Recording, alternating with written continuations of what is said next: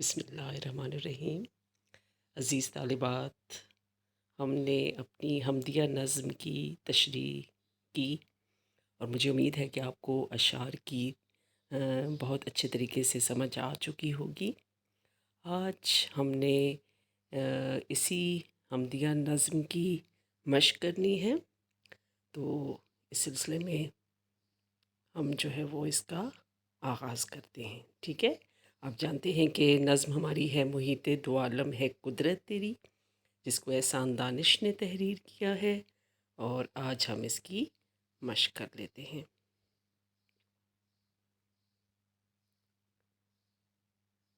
جی، تو بسم اللہ کرتے ہیں۔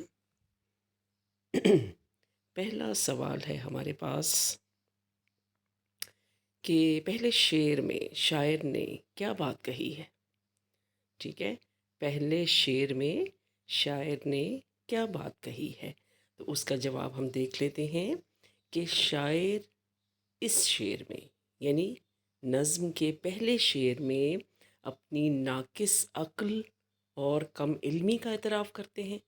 ٹھیک ہے، یعنی میرے پاس اتنی عقل نہیں ہے کہ میں اللہ تعالیٰ کی تعریف کر سکوں، میں اس کا اچھے طریقے سے شکر ادا کر سکوں۔ تو اس طرح سے انہوں نے پھر اپنی کم علمی اور اپنی عقل کے ناقص ہونے کا اعتراف کیا ہے، مانا ہے، تسلیم کیا ہے کہ میرے پاس اتنی عقل ہی نہیں ہے کہ میں اللہ تعالیٰ کی ذات کے بارے میں جان سکوں، اس کے رازوں سے واقف ہو سکوں۔ ٹھیک ہے، تو اس طرح سے پھر ہم اس کا جواب لکھتے ہیں کہ شاعر اس شعر میں اپنی ناقص عقل اور کم علمی کا اعتراف کرتے ہیں کہ میں ایک عاجز اور حقیر بندہ ہوں، جو اتنی عظیم اور برتر ہستی کی تعریف و توصیف کرنے کے قابل نہیں ہوں۔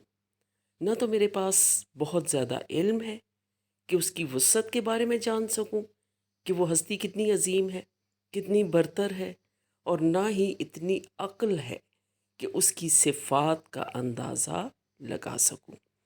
ایک عاجز بندہ اپنے عظیم رب کی شان کیسے بیان کر سکتا ہے؟ اور واقعی یہ بات بالکل صحیح ہے، حقیقت ہے کہ ایک کمزور سا، حقیر سا بندہ اپنے خالق کی شان کے بارے میں، اس کی عظیم ذات کے بارے میں نہ تو جان سکتا ہے، نہ اس کے بارے میں کچھ بیان کر سکتا ہے۔ ٹھیک ہے، تو واقعی ہم جو ہے وہ بہت ہی کمزور بندے ہیں، اور ہماری اوقات کہاں اور ہمارے رب کی بڑی شان کہاں؟ تو اس طرح سے ہم پھر اس سوال کا جواب دیں گے پہلے شعر کے حوالے سے۔ جی، اس کے بعد ہمارے پاس دوسرا سوال ہے کہ مصرع ہے، پوچھا گیا ہے کہ اس سے کیا مراد ہے کثرت کے پردے میں وحدت تیری۔ ہے کثرت کے پردے میں وحدت تیری سے کیا مراد ہے؟ یعنی پہلے اس مصرے کے حوالے سے بتایا گیا ہے کہ آپ اس کی وضاحت کریں کہ شاعر کا کہنے کا کیا مطلب ہے۔ جی، تو اس کا جواب ہم یوں لکھیں گے کہ اللہ تعالیٰ نے اس دنیا میں ان گنت چیزوں کو بنایا۔ بیٹا جب ہم نے تشریح کی تھی تو اس میں نے آپ کو بتایا تھا کہ کثرت کے حوالے سے کیا ہے، اس کا کیا مفہوم ہے۔ اس سے مراد ہے بہت زیادہ۔ ٹھیک ہے، کثیر، کثرت، اس سے مراد ہے بہت زیادہ۔ اب بہت زیادہ نعمتیں بھی ہو سکتی ہیں، بہت زیادہ رحمتیں بھی ہو سکتی ہیں، بہت زیادہ جو ہے وہ اشیاء بھی ہو سکتی ہیں جو اللہ تعالیٰ نے تخلیق کی ہیں، بہت زیادہ مخلوقات بھی ہو سکتی ہیں۔ ٹھیک ہے، تو اللہ تعالیٰ نے اس دنیا میں ان گنت چیزوں کو بنایا، لیکن ان چیزوں کو بنانے والا کون ہے؟ وہ ایک اکیلا ہے۔ ٹھیک ہے، یہ آپ بات اپنے ذہن میں رکھنی ہے، تبھی آپ اس مصرے کی وضاحت کر سکیں گے کہ چیزیں ان گنت ہیں، بے شمار ہیں، جن کو گننا شمار کرنا بہت زیادہ مشکل ہے، لیکن ان کو جو بنانے والی ذات ہے وہ یکتا ہے، وہ وحدہ لا شریک ہے، وہ ایک ہے۔ اور جیسے کل میں نے مثالیں بھی آپ کو دی تھی تشریح میں کہ اگر خدا نخواستہ ایک کی بجائے کئی خدا ہوتے تو اس دنیا کا نظام نہ تو احسن طریقے سے چل سکتا، اور نہ ہی چیزیں اتنی خوبصورتی سے ہمارے سامنے ہوتی۔ ٹھیک ہے، تو ان چیزوں کی خوبصورتی، ان چیزوں کا منظم ہونا اور نظام کائنات کا بڑی احسن طریقے سے خوبصورتی سے چلنا کہ اس میں ایک لمحے کی بھی کمی بیشی نہ ہو، تو یہ سب جو ہے وہ کاریگری صرف ایک اکیلی ذات ہی کر سکتی ہے. ٹھیک ہے، تو ایک شخص جو ہے یا ایک اکیلا شخص جیسے وہ کام کرتا ہے نا منظم طریقے سے، اور اس میں اگر بہت سارے ہاتھ آ جائیں تو بہت سارے لوگ شامل ہو جائیں تو وہ کام اس طریقے سے جو ہے وہ سر انجام نہیں پا سکتا، کیونکہ یہاں پہ ایک اکیلا شخص ہے تو اس کی ایک ہی جو ہے وہ خواہش ہے. وہ کس طریقے سے وہ اپنے ذہن میں جو سوچتا ہے اپنی سوچ کے مطابق جو ہے وہ ایک چیز کو وہ بناتا ہے. جیسے فرض کریں ایک مصور ہے، ٹھیک ہے، اس نے تصویر بنانی ہے، تو اگر جو ہے وہ ایک مصور اپنی سوچ سے وہ تصویر بناتا ہے اور اپنی پسند کے رنگ جو ہے وہ شامل کرتا ہے تو وہ تصویر اچھی بن جاتی ہے.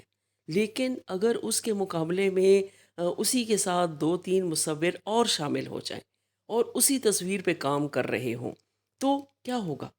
ہر مصور، ہر شخص اپنی اپنی پسند کے مطابق، اپنی اپنی سوچ کے مطابق اس تصویر کو مکمل کرنے کی کوشش کرے گا. ٹھیک ہے، تو اب جہاں پہ ایک مصور جو ہے وہ اپنا کام اچھے طریقے سے کرے گا تو اگر اس کے مقابلے میں دو تین جو ہے وہ شامل اور ہو جائیں گے تو وہ تصویر اچھے طریقے سے نہیں بن پائے گی. یہی جو دنیا ہے اس کی مثال بھی آپ ایک تصویر سے لے لیں. ٹھیک ہے، تو اب آپ جو ہے وہ اس مثال کے ذریعے سے اس بات کو بہت اچھے طریقے سے سمجھ چکے ہوں گے. ٹھیک ہے، کہ کثرت کا پردہ تو ہے، ٹھیک ہے، ان گنت چیزیں تو ہیں، لیکن اس میں اللہ تعالیٰ کی وحدانیت نمایاں ہے. جی، تو اب ہم جواب اس کا اس طرح سے دیں گے کہ اللہ تعالیٰ نے اس دنیا میں ان گنت چیزوں کو بنایا. ان گنت کا میننگ آپ کو پتہ ہوگا، بے شمار، جس کو گنا نہ جا سکے. اتنی تخلیقات ہیں کہ جن کا کوئی شمار نہیں، لیکن دیکھا جائے تو ان چیزوں میں اس کی واحد ذات کی جلوہ گری نمایاں نظر آتی ہے. وہ بے نشاں ہو کر بھی اپنی تخلیقات میں ظاہر ہے.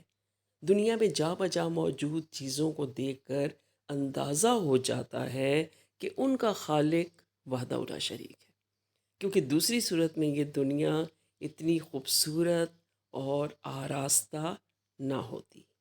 ٹھیک ہے، اب ہم تیسرے سوال کی طرف چلتے ہیں کہ دوسرے شعر میں شاعر نے کس حقیقت کی نشاندہی کی ہے. جی، نظم کا جو دوسرا شعر ہے اس میں شاعر کیا کہہ رہے ہیں اس کے بارے میں پوچھا جا رہا ہے. تو اس کا جواب ہم لکھتے ہیں کہ شاعر کے مطابق میں ایک کمزور بندہ ہوں جسے کسی شے کی کوئی خبر نہیں. میں تو اتنا ہی جان سکتا ہوں جس کے بارے میں تو آگاہ کرے. تو سے مراد ہم نے کیا لی ہے؟ اللہ تعالیٰ کی ذات. کہ اللہ تعالیٰ کی ذات جتنا ہمیں علم دے گی اس کے بارے میں اتنا ہی ہم جان سکتے ہیں، اس سے زیادہ ہمیں اتنا علم نہیں ہے، کیونکہ تیری ذات علیم و خبیر ہے. ٹھیک ہے، علیم کا مطلب کیا ہے؟ جاننے والا. خبیر کا مطلب کیا ہے؟ خبر رکھنے والا. ٹھیک ہے، ہر چیز کی اسے خبر ہے. وہ پتھر میں موجود کیڑے کے بارے میں بھی جانتا ہے. ٹھیک ہے، وہ اندھیری رات میں سیاہ پتھر پر چلنے والی سیاہ چونٹی کو بھی دیکھ سکتا ہے، اس کے بارے میں بھی جان سکتا ہے. ٹھیک ہے، اسے علم ہے، وہ واقعی جاننے والا ہے، وہ واقعی خبر رکھنے والا ہے، اور اسے ہمارے حال کی ہم سے زیادہ خبر ہے. ٹھیک ہے جی، تو اس کی ذات جو ہے وہ علیم و خبیر ہے، تو علم والا اور ہر چیز کے بارے میں خبر رکھنے والا ہے. کوئی چھوٹی چیز بھی تیرے قبضہ قدرت سے باہر نہیں، جبکہ میں عاجز ہوں. ٹھیک ہے، میں ایک کمزور بندہ ہوں. تیری ذات ازل سے ہے، جبکہ اس کے مقابلے میں میری حیثیت ایک نئی اور ناقص شے کی سی ہے. یعنی میری عمر بہت کم ہے. ٹھیک ہے، اور اس کے اللہ تعالیٰ کی ذات کے بارے کے مقابلے میں، اس کی وسعت کے مقابلے میں میری جو ہے وہ حیثیت بالکل ایک کمزور شے کی سی ہے، ایک نئی شے کی سی ہے. ٹھیک ہے، اور جس نے جلد ہی فنا ہو جانا ہے. اور میری حیثیت ایک نئی اور ناقص شے کی سی ہے جس کی رب تعالیٰ کے سامنے کوئی حقیقت نہیں. ٹھیک ہے، تو اس طرح سے ہم اس تیسرا جو جز ہے ہمارا سوال نمبر 1 کا، اس کا جواب ہم دیں گے۔ جی، اس کے بعد ہمارے پاس ہے سوال نمبر 2 کہ اللہ تعالیٰ کے صفاتی نام چن کر لکھنے ہیں ہم نے۔ ٹھیک ہے، نظم میں جتنے، ویسے تو اللہ تعالیٰ کے بہت سے صفاتی نام ہیں، ٹھیک ہے، 99 یعنی 99 سے بھی زیادہ ہیں، لیکن ابھی نظم کے حوالے سے پوچھا جا رہا ہے کہ نظم میں جتنے بھی اللہ تعالیٰ کے صفاتی نام آئے ہیں وہ ہم نے لکھنے ہیں۔ ٹھیک ہے، تو ہم جو ہے وہ نظم پہ نظر ڈالیں گے اور جتنے بھی نام شامل ہیں اللہ تعالیٰ کے صفاتی نام وہ ہم لکھ لیں گے۔ جی، تو کون سے نام ہیں؟ علیم، جاننے والا، خبیر، خبر رکھنے والا، ٹھیک ہے، قدیم، بہت سب ازل سے ہے، ٹھیک ہے، وہ ازل سے ہے، وہ بہت زیادہ جو ہے وہ عمر کا ہے، ٹھیک ہے، بہت زیادہ عمر رکھنے والا، بہت، کیونکہ ازل سے اللہ تعالیٰ نے جو ہے وہ، چونکہ سب سے پہلے اللہ تعالیٰ کی ذات ہی تو تھی، ٹھیک ہے، ساری چیزیں تو اس نے بعد میں تخلیق کی، تو جتنی بھی مخلوقات ہیں ان کی عمر تو بہت کم ہے، ٹھیک ہے، اللہ تعالیٰ کے مقابلے میں، تو اس لیے شاعر نے قدیم کا لفظ استعمال کیا ہے۔ قادر، قدرت رکھنے والا، ٹھیک ہے، واحد، اکیلا، اور واقعی اس کی یہ صفت جو ہے وہ باقی سب کے مقابلے میں جو ہے وہ بالکل منفرد ہے، ٹھیک ہے، وہ واحد ہے، وحدہ لا شریک ہے۔ جی، اس کے بعد ہم سوال نمبر 3 کی طرف آتے ہیں کہ زمین و آسمان پر نظر آنے والے اللہ تعالیٰ کی قدرت کے 6 مظاہر لکھیں۔ مظاہر کا مطلب کیا ہوتا ہے؟ نشانیاں، یعنی جو 6 نشانیاں، یعنی وہ نشانیاں تو بہت زیادہ ہیں، ٹھیک ہے، جن کو ہم شمار نہیں کر سکتے، لیکن سوال میں کیا پوچھا گیا ہے کہ اللہ تعالیٰ کی کاریگری یا قدرت کی 6 نشانیوں کے نام لکھیں۔ تو اب ہم جو بھی ہمارے سامنے ہیں وہ اشیاء کے نام ہم لکھ لیتے ہیں، جیسے پہاڑ، درخت، سورج، پھول، سبزہ، دریا۔ آپ اس کے علاوہ بھی لکھ سکتے ہیں، ٹھیک ہے، یہ تو میں نے آپ کو بتا دیا نا، تو آپ اپنی مرضی سے بھی جو ہے وہ ان میں اللہ تعالیٰ کی قدرت کی جو بھی نشانیاں ہیں، چیزیں ہیں، ان کے نام آپ لکھ سکتے ہیں، ٹھیک ہے۔ آگے چلتے ہیں۔ جی، سوال نمبر 4 ہے ہمارے پاس کہ حمد کے ہر شعر میں آنے والے جتنے بھی ہم قافیہ الفاظ ہیں ان کی فہرست مرتب کرنی ہے، یعنی ترتیب دینی ہے، ان کی فہرست بنانی ہے، جتنے بھی ہم قافیہ الفاظ ہیں، اور قافیے سے مراد آپ کو پتہ ہوگی قافیے کون سے ہوتے ہیں؟ شعر میں آنے والے، نظم میں آنے والے، غزل میں آنے والے، ہم آواز الفاظ، ٹھیک ہے، یعنی شاعری میں ہم زیادہ تر نظم اور غزل ہی کا استعمال کرتے ہیں، پڑھتے ہیں، تو نظم اور غزل میں کہ ہر شعر میں آنے والے جتنے بھی ہم آواز الفاظ ہوتے ہیں ان کو ہم قافیے کا نام دیتے ہیں۔ تو اس نظم میں بھی آپ کو ہر شعر میں قافیے جو ہے وہ ملیں گے، تو ہر شعر کے قافیوں سے ہم نے مزید 2 قافیے بنانے ہیں، ٹھیک ہے۔ جی، پہلے تو ہم دیکھ لیتے ہیں شعر نمبر 1 جو ہے، چونکہ آپ کو مثال جو ہے وہ دی گئی ہے سوال نمبر 4 میں، آپ اپنی بکس پہ دیکھ رہے ہوں گے، ٹھیک ہے۔ شعر نمبر 1 میں جو قافیے ہیں وہ کون سے ہیں؟ خدا کیا، اور مزید قافیے کون سے بنے ہوئے ہیں؟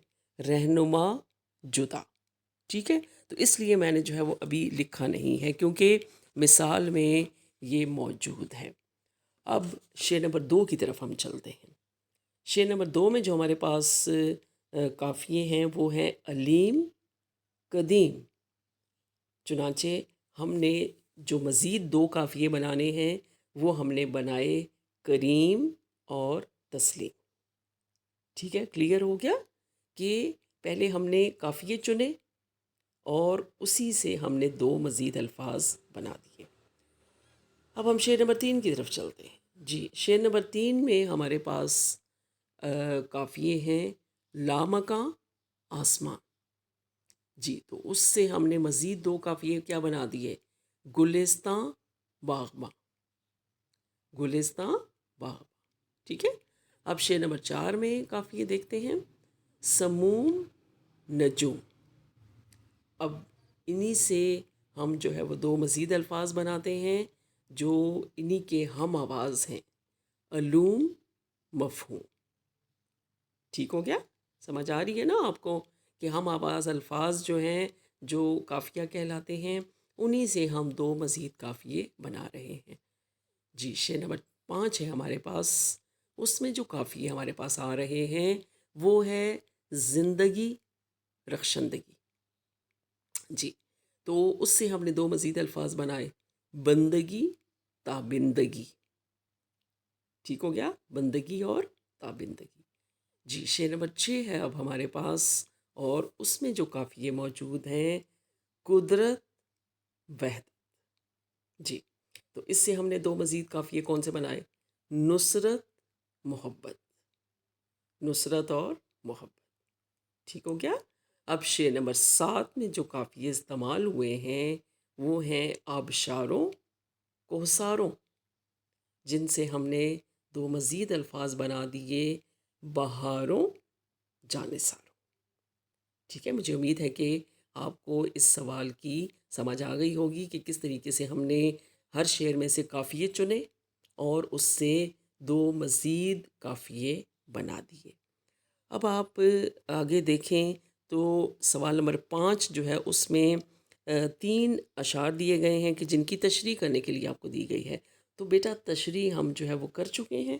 ٹھیک ہے، تو اس لیے ہم اس سوال کو سکپ کرتے ہوئے آگے چلتے ہیں. جی اب سوال نمبر 6 ہے ہمارے پاس. ٹھیک ہو گیا کہ ان الفاظ کو اپنے جملوں میں استعمال کیجیے. اب 5 ہمارے پاس الفاظ ہیں، ان کے ہم نے جملے بنا دینے ہیں. جی کون سے الفاظ ہیں ہمارے پاس؟ جی پہلا ہے ہمارے پاس خبیر.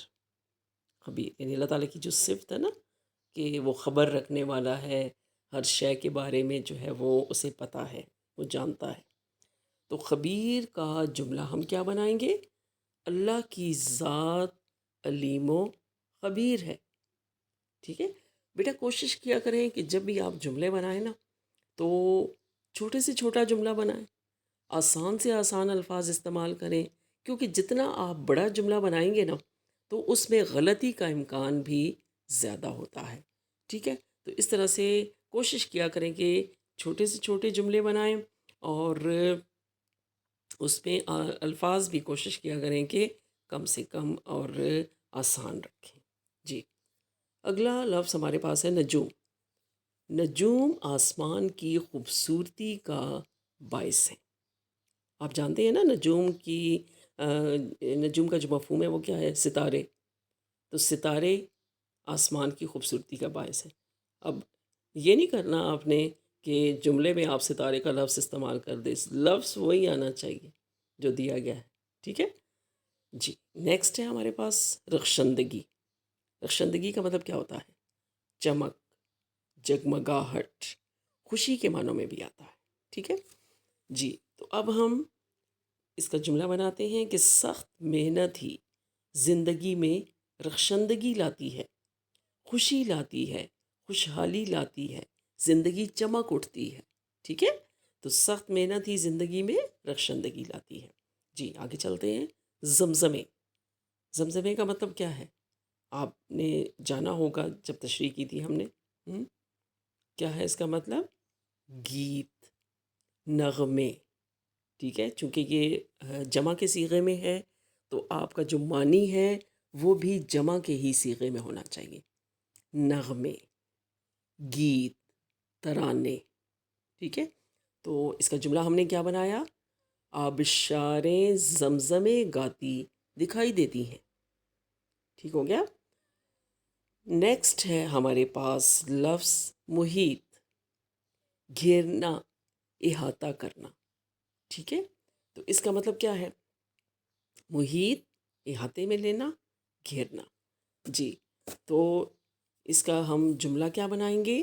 اللہ کی ہستی ہر شے پر محیط ہے. یعنی اللہ تعالیٰ نے ہر شے کو اپنے گھیرے میں لے رکھا ہے. جی آگے چلتے ہیں ہم.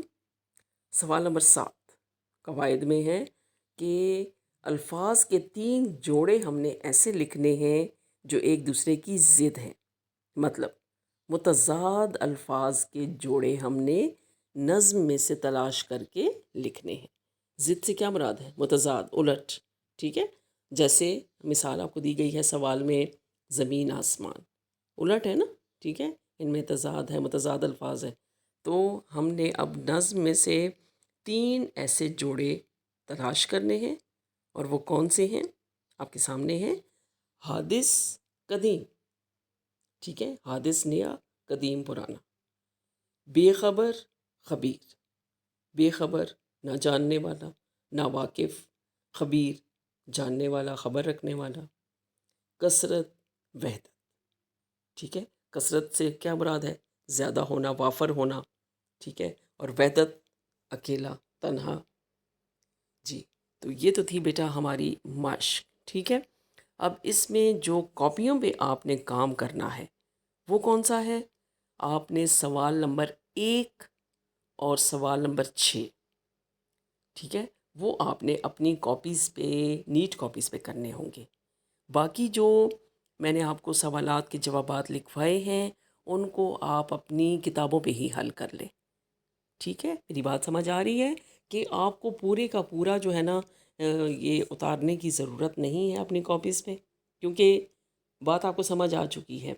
اور صرف آپ نے اپنے ریکارڈ کے لیے سوال نمبر 1 جس میں 3 سوالات ہیں، اور سوال نمبر 6 جس میں جملے ہیں، صرف وہ 2 سوالات کے جوابات آپ نے اپنی کاپیز پہ لکھنے ہوں گے. باقی جتنے بھی سوالات ہیں ان کے جوابات آپ اپنی جو ہے نا وہ بک پہ ہی حل کر لیں. ٹھیک ہے، وہ آپ کے لیے آسانی ہوگی. جی اب آپ کے لیے ہے تفویض کار.